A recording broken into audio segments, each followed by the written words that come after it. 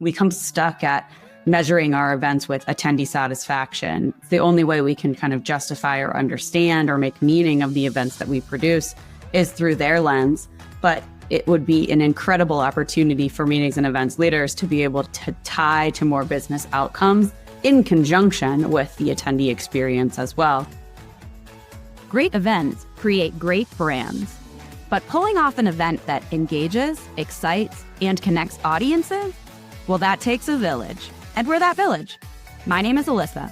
I'm Rachel. And I'm Felicia. And you're listening to Great Events, the podcast for all event enthusiasts, creators, and innovators in the world of events and marketing.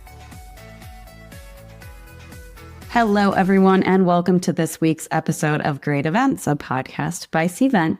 I will be your sole host for this week's episode. We like to call these mini-sodes, where I just give you a hot take on what's going on in the meetings and events industry. And what better time, because we're coming right off of the heels of our Cvent CONNECT conference, which just happened last week. So I just wanted to kind of talk about some of the things that we're noticing, some of the trends, some of the insights that we gleaned, because what better place to understand kind of the pulse of the industry than at a place that has over 4,000 meetings and events professionals all talking and speaking the same language, dissecting their pains and trying to figure out plans to move forward. One program that I help facilitate is something that we call an open forum. It features maybe around 50 of our global leaders from some of the largest brands, most recognizable companies across the enterprise landscape. The insights that I'll share with you today are representative of that audience. Like I said, leaders, there's some of these largest brands grappling with some of the biggest problems and some of the grandest meetings and events programs under their belts. We're talking upwards of 1,000 events annually within their programs. So in our dialogue in the open forum, we facilitated some roundtable networking. And so what came to light as a part of those conversations was kind of 5 key common themes around areas of struggle and challenge that are happening within these spaces. So I would just like to outline some of those. And then fortunately, also as part of that roundtable exercise, we talked a little bit about solutioning for progress and moving forward. The individuals were able to kind of share their problems with one another, and then they were creatively kind of thinking about how to go about moving the needle and breaking through some of the obstacles that they're facing. So the first challenge that was agreed upon across all of this group was that there seems to be continued data chaos and inconsistency. And some of those stem from disconnected systems. There was an acute focus on multiple CRM systems, which leads to poor data hygiene, a lack of standardized fields or even definitions, and really no centralized place to kind of collect or view that event data, even while these organizations are still using Cvent in many ways. That standardized, that centralized dream has yet to be realized. And the impact on that is pretty vast. And most importantly, because of the climate that we're in and continue to be in year over year, is that executives are asking for these leaders to report on ROI. And without that data, it can lead to poor decision-making, duplicative efforts, and also difficulty connecting those events to the revenue objectives or the pipeline for those event programs. So again, very difficult to kind of drive those business objectives forward. Some of the things that we heard, direct quotes under that challenge was we have no clear way to overlay data to demonstrate that value. We have poor hygiene and users don't necessarily enter that information on time or accurately. Theme number 1, challenge number 1 that we still need to solve for in our space is kind of fixing the data integrity and consistency problem. Our second thing that we talked about in this conversation was lack of alignment. And this is not just a strategic problem, it's a functional alignment, and it's also regional alignment. So there's kind of 3 areas of the business where alignment is lacking. There's different departments, there's different regions, there's different stakeholders that operate with oftentimes competing goals. They have competing priorities and also complete operational inefficiencies. Workflows can be completely different. So you can see within that matrix or lack thereof, there is no shared vision or accountability for what good looks like, what success looks like, and how alignment could even be achieved. And so The impact there oftentimes comes on misalignment of spend, on budget. Back to point number one, inconsistent of the measurement of success. What is it that we're actually even driving towards? How would we measure it? And what data is important to capture? And a consequence of all of this is a lack of buy-in for change. It's hard to mobilize and kind of jockey for more resources or for more budgeting with higher ups when you don't have the benefit of numbers and people all working in the same stream in order to shift that narrative. The third theme that we saw was that there is technology sprawl and oftentimes an underinvestment. Despite there being technology all over the place, maybe it's inconsistent or there's purchasing happening in different pockets within those decentralized regions and functions, like I mentioned prior. Technology goes along with that. So we heard from these leaders, multiple tools oftentimes are doing the same job. So we're overspending on the same function. Teams aren't always clear on what to use or how to use it. And there has oftentimes been an investment without enablement or without the path towards adoption of that investment. And a lot of times this is stemming from that lack of centralized ownership of the technology implementation itself. And so again, just to kind of beat this drum, the impact here is on inefficiencies, data silos, the inability to scale, kind of stuck at status quo, and ballooning costs. And while you could be spending more strategically and investing in better tools, we're kind of stuck with stagnant just to maintain what is. Let's talk about trend number 4 or challenge number 4. We saw the measurement and proving value. So kind of, again, pointing to point number 1, the inability to measure and prove value often comes with a data strategy or lack thereof. Within this theme, there haven't been outlined clear or consistent KPIs for leaders of meetings and events.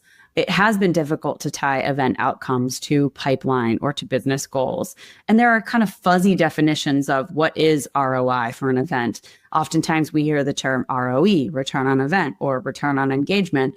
What are the true metrics that we need to organize around as an industry in order to provide the impact that the higher ups, the leaders above our meetings and events programs are seeking? And the impact here is there's doubt, consistent doubt on event effectiveness, and budget justification year over year becomes harder. And so we hear that time and time again from the leaders that we work with on a daily basis that, well, I just can't justify the spend for a new program, a new event. Even when ideas and creativity is still flowing, that budget justification is always there. And so the inability to prove what's working, what isn't, and to shift those resources elsewhere can be quite complicated in a climate that has all of these challenges in it. And then lastly, execution gaps. Oftentimes there is a gap between the strategy and the delivery to the on-site experience due to more limited resources. No one has been spared from the budget cuts, or you are very, very lucky if you have been spared from budget cuts over the last 24 months or so. Certainly in this current macroeconomic climate, we see that quite often. And because of that, there are also unclear roles, kind of throwing bodies at problems or new bodies at the same problems who aren't aware or capable or understanding of how to solve those. And that results in last minute execution and kind of an inconsistent delivery of the attendee experience overall. And really, I've said this in many different ways, the missed opportunity to align to those commercial opportunities. We come stuck at measuring our events with attendee satisfaction. It's the only way we can kind of justify or understand or make meaning of the events that we produce is through their lens. But it would be an incredible opportunity for meetings and events leaders to be able to tie to more business outcomes in conjunction with the attendee experience as well. And it's still an area where there's opportunity for growth within our environment.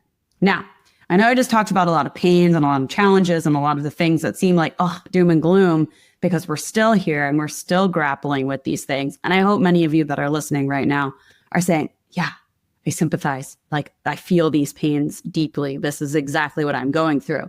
Here's the good side. At Cvent CONNECT, we have this catalytic moment where minds come together and they can talk through a lot of these challenges, but they can also ideate for plans for the future.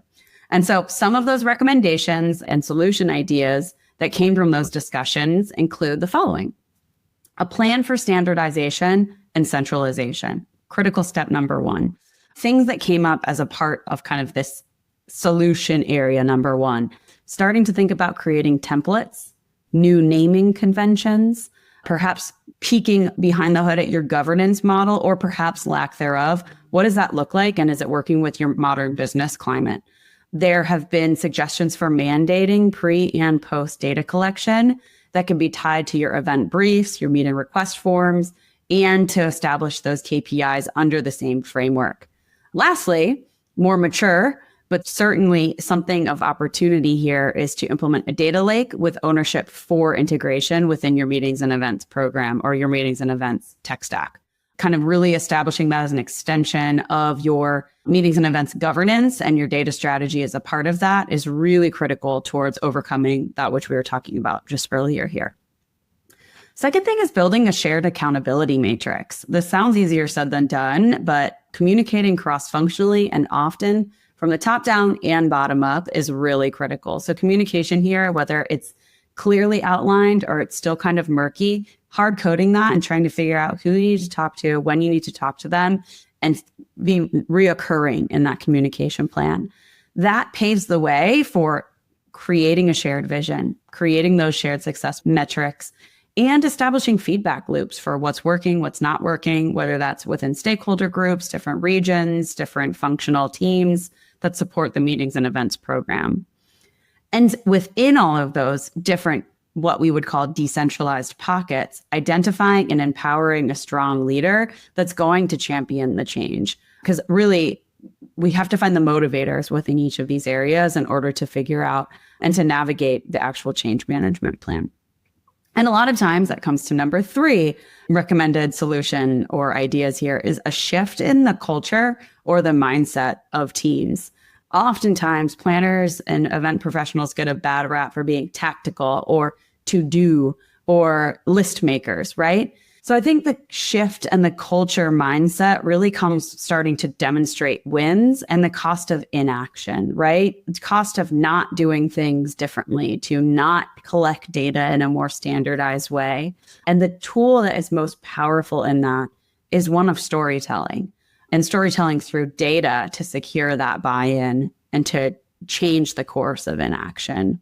Really educating organizationally and also within your team, the purpose behind the events, why it is that you do what you do. It's not just to produce a successful event. Yes, we all love a successful experience, but it's not just the execution component. There is a business side of events that matters too.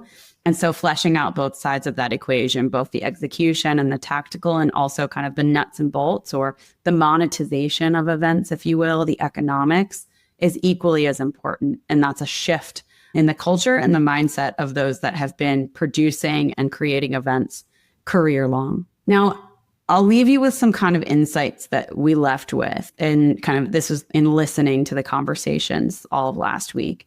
Teams really do know what's broken. They just really need the support to fix it.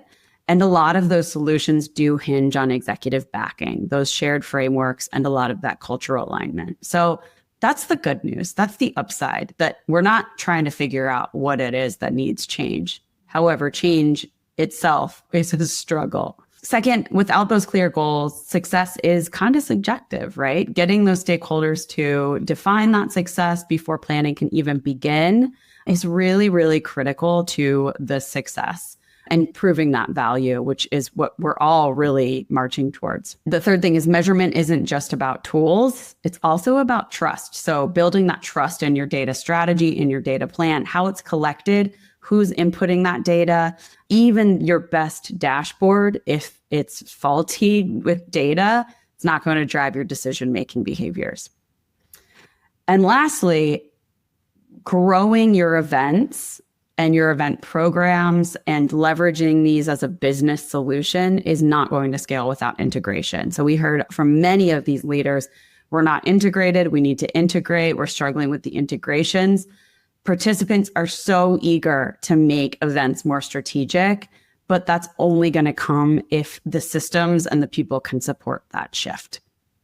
So I really thank you all for joining me today. I hope this mini-sode gave you some ideas, maybe somewhat of a catharsis to bring back to your teams and start figuring out your plans for the second half of the year to kind of move your programs forward. See you next week. Thanks for hanging out with us on Great Events, a podcast by Cvent. If you've been enjoying our podcast, make sure to hit that subscribe button so you never miss an episode. And you can help fellow event professionals and marketers just like you discover great events by leaving us a rating on Apple, Spotify, or your preferred podcast platform. Stay connected with us on social media for behind-the-scenes content, updates, and some extra doses of inspiration. Got a great story or an event to share? We want to hear from you. Find us on LinkedIn, send us a DM, or drop us a note at greatevents@cvent.com.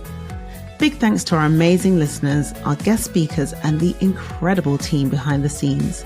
Remember, every great event begins with great people. And that's a wrap.